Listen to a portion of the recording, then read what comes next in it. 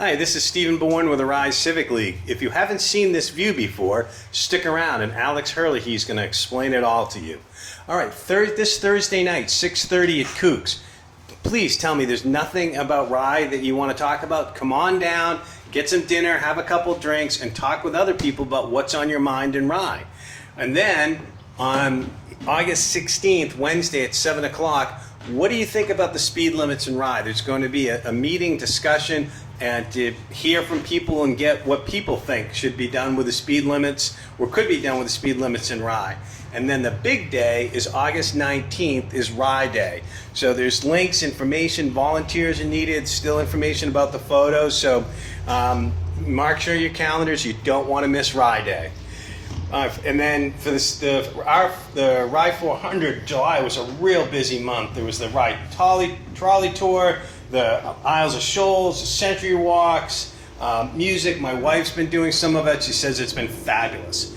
All right, for more of the news, the fecal contamination in Parsons Creek, the NHDS tests the beaches, and the Wallace Sands extension was closed for a number of days. The beach park down by Concord Point was closed even longer, about 4 days, and that was lifted. But considering what's been going on in New Hampshire and Mass, it's actually really not that bad comparatively.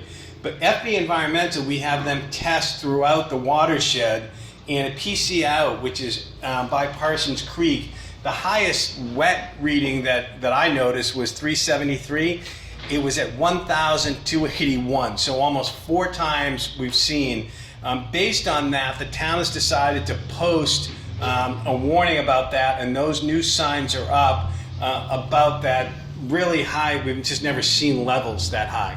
Also, the select board or the town has shared the update of how they're tracking what's going on with the septic pump out ordinance, which there's 8 homes or residents or locations that aren't compliant. The Civic League has actually created a document. You can see those pictures and a map to see where they are. And then the town, what they're doing out of compliance. So it's very interesting to see that progress. And I've been taking the action items from the FB Environmental, pulling those action outs and asking the town to have a discussion around those. The town has, and they've updated what's been going on with all those FB Environmental actions. So that table is there also. If you like videos, because you're watching this, the Rice Recycling Education is having a video contest. So what's your system for going to the dump? Do you have it figured out? Should people see it? Make a short video and win some gift certificates. And they're using some of the money they won for an award they got. For Rye Water District folks, I think you know that we only run off 2 wells. The third well has got high magnesium and iron, so they don't like to run it. We're in desperate need of another well. And so the Brown Conservation Land, the Conservation Commission, Rye Water District have been moving the site walk of 2 potential sites to potentially drill. So that's progress there. From last month, they talked about the beach access at E&F streets, and the town's taken action, but the beach committees, said, hey, let's do an inventory and take a survey and get our arms around that. So, hope to see you Thursday night at Kooks, the library August 16th, and then Rye Day. And now here's Alex, and you're going to learn all about, what do we call this? Pulpit Rock Tower? Pulpit Rock Tower. I was going to call it Parsons Rock Tower. All right, take care. Bye. Hello everybody, this is Alex Herlihy of the Rise Civic League, standing high atop Pulpit Rock Tower, part of the coastal defense in World War II. We'll be talking about it in a little bit. This is probably the most interesting and exciting place we have filmed since we started filming in historic locations to do the top 10. We started back in October of 2021. Just a quick note on Rye history. Last year, the Historical Society designated me as the town historian, which I appreciated, so I'm trying to act like it. I now have a new website, which you can go and learn a lot more about this structure and all kinds of other Rye topics. It's called ryehistoryrocks.com. So the reason we picked this location today is because one of the 7 signs, historic signs, which I worked on that committee, subcommittee of the Heritage Commission, to to place around town. And I'm sure many of you have seen them and have heard about this. We were at Feathers Corner last month, and here we are at Pulpit Rock Tower.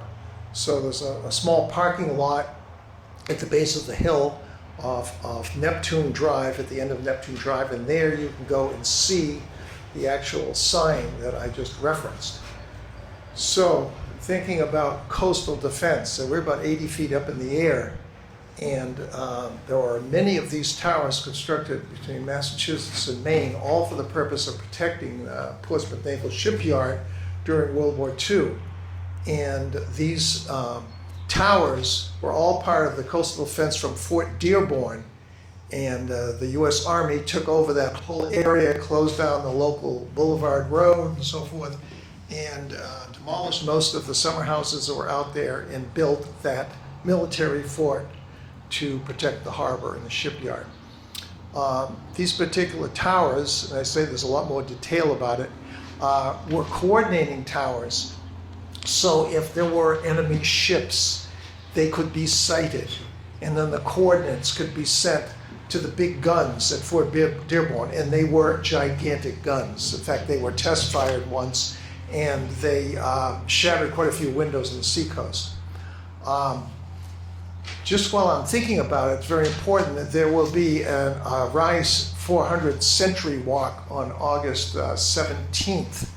And you're going to learn a lot more about that. Go to RYNH400 and you look at that website and get the details about for that walk, where you park and when it begins. It's 5 to 6:30.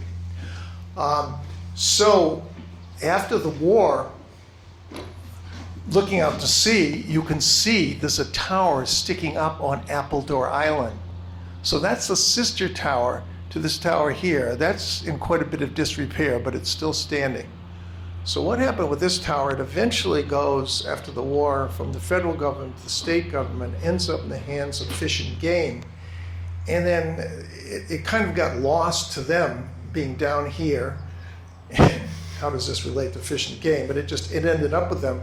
So what happened is, early in this century, Patty Weathersby, a neighbor of the tower, and several of her neighbors formed the organization Friends of Pulpit Rock Tower. And they've done an amazing job in over the last 10 years plus in raising money and repairing this, what has now become Rise World War II Museum. So they should be given a lot of credit. For further information, you can contact me through the ryhistoryrocks.com website or contact me directly. I think my information is out there. Thank you.